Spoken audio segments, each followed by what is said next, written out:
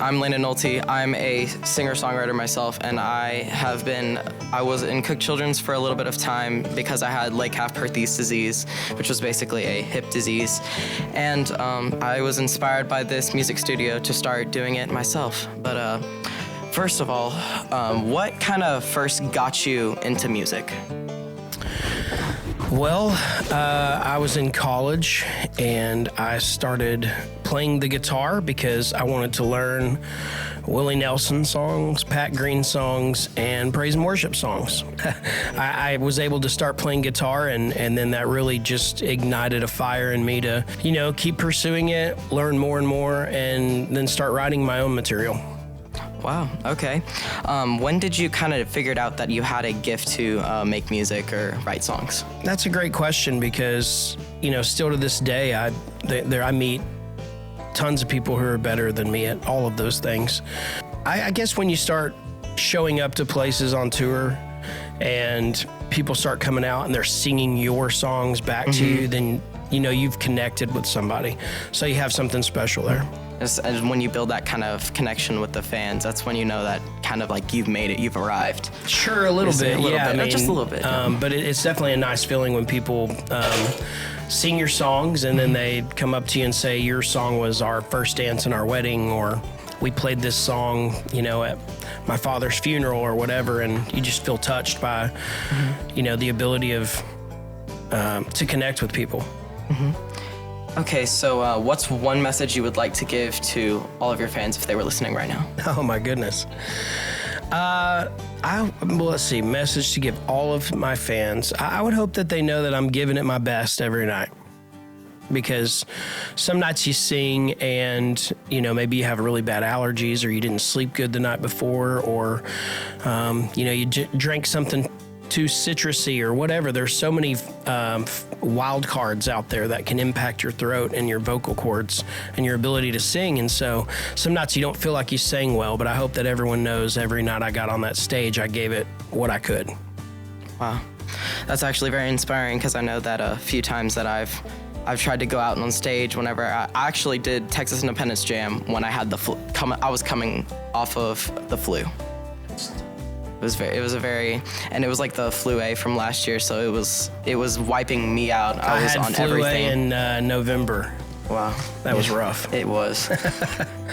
What do you think is kind of next for you, and what's the next step you want to take as an artist? Interesting. I just want to continue to grow our music sonically and keep making music that pushes boundaries, not ever get roped into a specific box for my entire career. So every album we make is a little bit different than the previous album, and sometimes it's a lot different. And so I just hope that we keep pushing boundaries and recording new styles of country music with what we do. Who inspired you the most to make music? I'd really have to go back to why I picked up the guitar in the first place. Pat Green and Willie Nelson and playing praise and worship songs. I wanted to sing those songs because they all had their moments. I could sing praise and worship songs on Sundays with my fraternity when we had our little chapter church. I could sing Pat Green songs around a little campfire with my college buddies. And so I just think that inspired me to want to be able to sing. And then at that point I realized I felt like I had the creativity to write songs, and through a lot of trial and error, I got here. That's amazing, because I like to do country music. I do all types of music. As an artist, I like to do praise and worship. I actually lead worship for my team of youth leaders at our church. What is your favorite part about being an artist? Actually creating music. I really love the process of writing songs, showing them to my band, working them up, taking them into a studio, figuring out how we're going to record it, and just that entire process of making it. I mean, don't get me wrong, I love touring. I love all the perks that come with that, and getting to see new places and meet people and getting to do things like this. But writing the songs and creating the music is for sure what keeps me going, I think. What kind of tips or basically advice would you give somebody like me who's trying to make the come up and trying to get my name out there? And how did you go about that? And what advice would you give me? Well, it's all about embracing the medium at hand. The medium, by that I mean the way people are engaging in music, right? So when I first started putting music out in 2008, 7, 8, 9, somewhere in there, MySpace was a really big deal. And so we put our songs on MySpace, and then we would reach out to people on MySpace and encourage them to listen to our songs, today's day and age, TikTok seems to be that, and it's much bigger. So I would think that having a TikTok account and really getting good at putting 15 to 30 second clips up of your songs or your covers is probably a good way to generate people's interest in what you're doing. But then again, I'm also 42 years old, and I really don't know anything about TikTok, so I might be way off on that. But that, to me, is a young person's avenue today to pursue fans, and in 5 years, it'll probably change.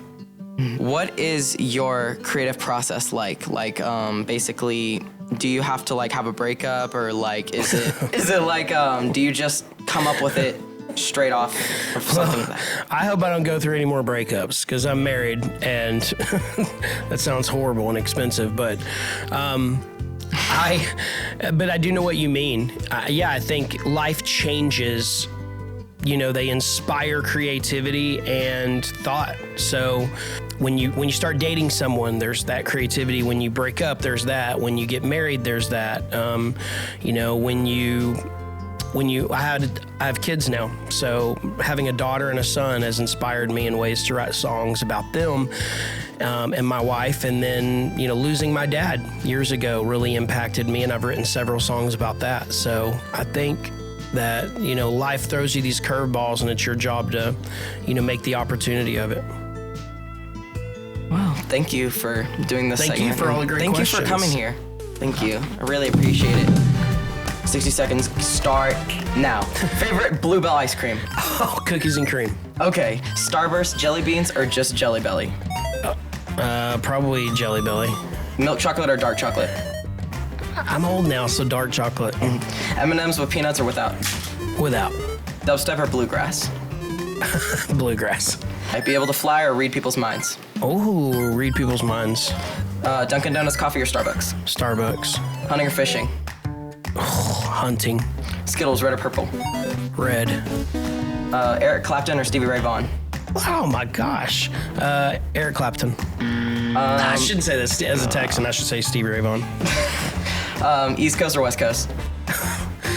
Man, they're both weird, but West Coast is fun to hang out at. 100-degree heat or below zero temperatures?